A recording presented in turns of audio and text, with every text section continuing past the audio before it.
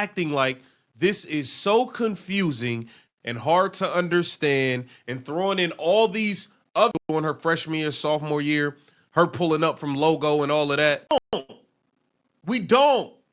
We are excited and enamored with her style of play. They're like, let me test this out. I'm sure managers are, I think that a lot of guys, sadly, they've been able to. Paige being a lesbian. What are we? That the kind of person that this society and that this culture like props up to be the most.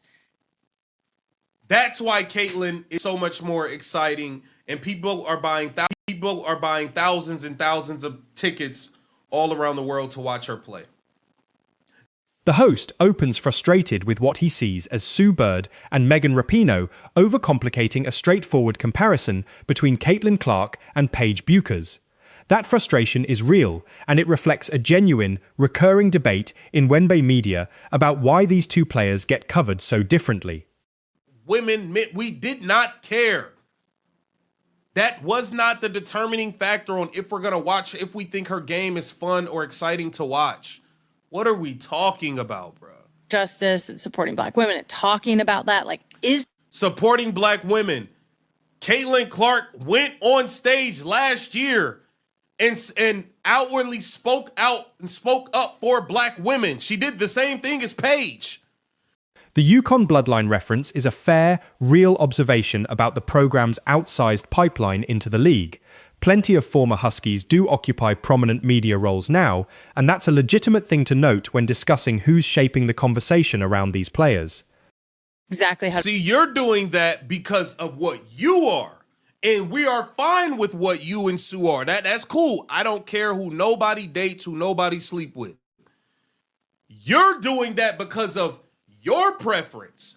We're not thinking about that. So now, because Caitlyn is straight and Paige is not, that's why Caitlyn is so much more exciting, and people are buying thousands and thousands of tickets all around the world to watch her play. Not because she's fun to watch, not because she's exciting, because she's straight. Setting up the actual clip before reacting to it is the right move here, and it's worth giving Bird and Rapinoe's real commentary a fair hearing before deciding whether the criticism lands. Make sure you like, comment, subscribe, share the channel, hit that bell notification. What do we have here? We have Sue Bird and Megan Rapinoe continuing this nonsense dialogue about why their beloved Yukon Husky, you know the Yukon Husky bloodline in the WNBA runs deep. You know, Gino has put a lot of these players in the league. It is what it is. They are continuing to pretend like they don't understand why Caitlin Clark is who she is. They keep trying to force this comparison with Paige Bueckers that is not. Here's Bird's actual quote, and it's a real substantive basketball argument that Bueckers' style, historically undervalued mid-range and off-the-dribble scoring, doesn't get the same credit Clark's long-range shooting does, and that Clark's logo threes became something skeptics couldn't argue with. Women, we did not care. That was not the determining factor on if we're going to watch, if we think her game is fun or exciting to watch. What are we talking about, bro? Justice and supporting Black women and talking about that, like, is supporting Black women.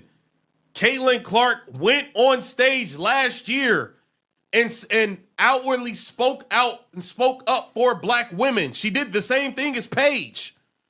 Rapinoe's real follow-up is worth including too. She's specifically pushing back on the idea that Clark's threes are popular because they resemble dunking, arguing instead it's genuinely her whole style of play that generates excitement. That's a real, more nuanced point than the setup suggests.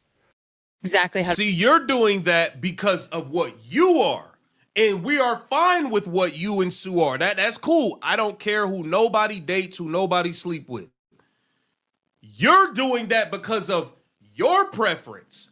We're not thinking about that. So now, because Caitlyn is straight and Paige is not, that's why Caitlyn is so much more exciting, and people are buying thousands and thousands of tickets all around the world to watch her play.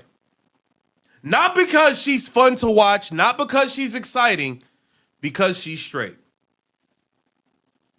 The point about men trying to replicate Clark's Logo 3 shot themselves, and the broader observation that women's basketball skill has historically been dismissed with comments like, anyone could do that, reflects a real, well-documented pattern in how women's sports have been covered and discussed for decades.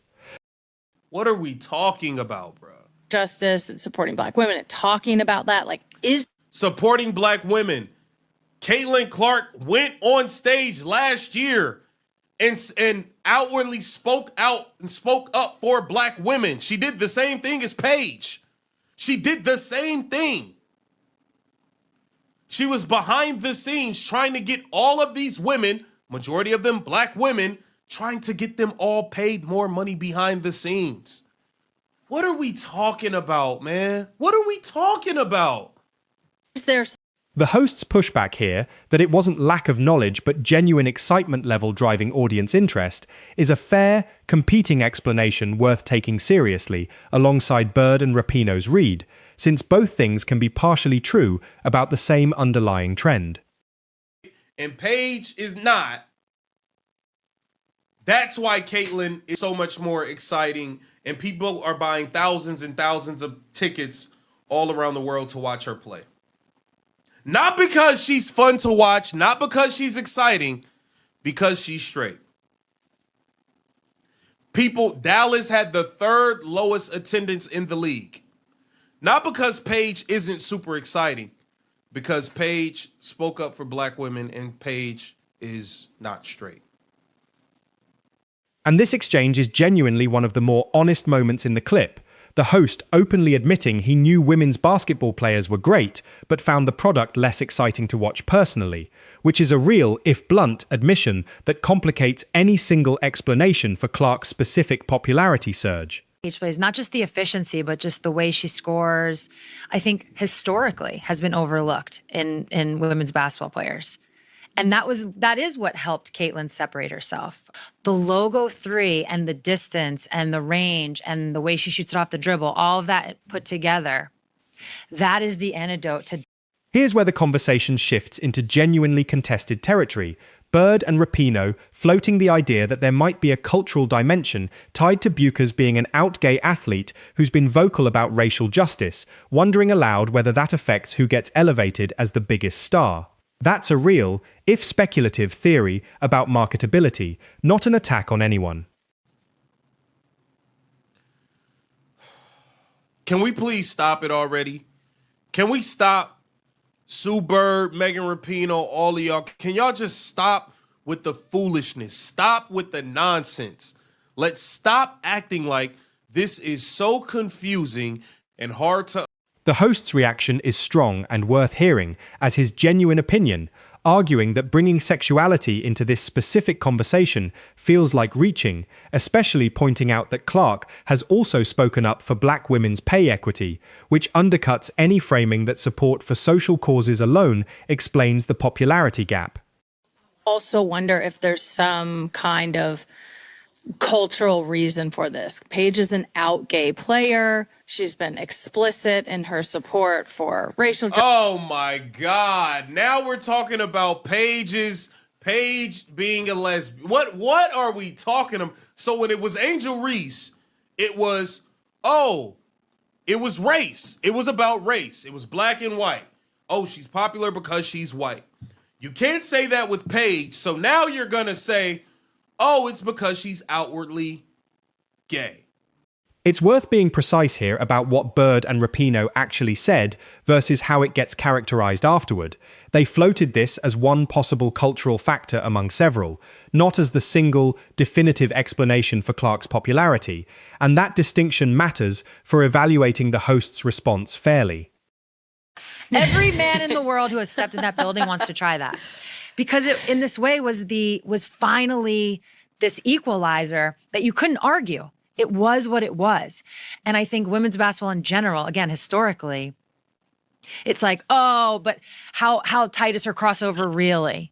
How hard was that shot really? Oh, a mid-range is a mid-range. Like anyone can do that. And it's always been a way. It's not about anyone can do that. She has an exciting style of play, Sue. Come on. I think that a lot of guys, sadly, they've been able to put our game down and not respect.